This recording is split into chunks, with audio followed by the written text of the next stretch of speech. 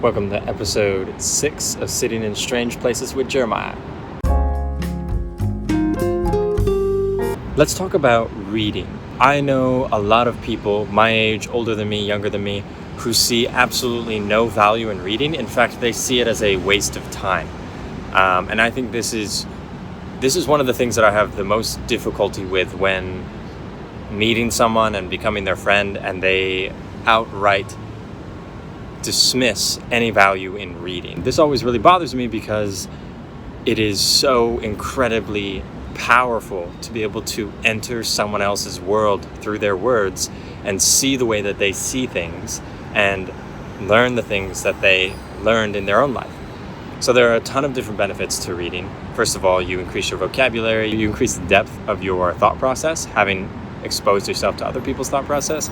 You increase your articulate nature in order to be able to form sentences that are far more alluring than just anyone's sentence.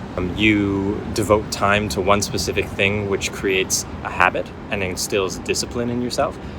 You look awesome doing it.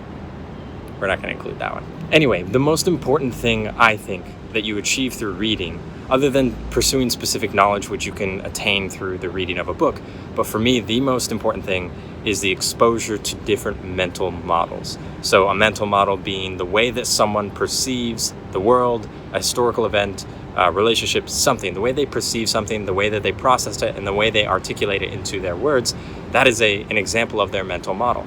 And if you expose yourself to a lot of different mental models, you will find yourself beginning to be able to take different stances on trying to understand something in your own life purely as a product of having exposed yourself to these other people's mental models. So it isn't necessarily whether you agree with this person's mental model or not. It's that you are able to take a different stance and understand something from a different direction or a different way as a product of having exposed yourself to their mental model.